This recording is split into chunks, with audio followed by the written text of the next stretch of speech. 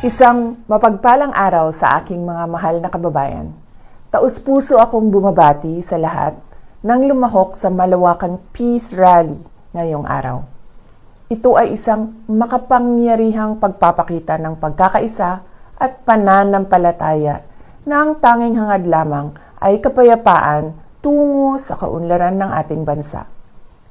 Nagpapasalamat ako sa ating mga kapatid sa Iglesia ni Cristo sa inyong patuloy na pagsisikap na maghatid ng pagkakaunawaan at pagkakaisa sa ating mga kababayan.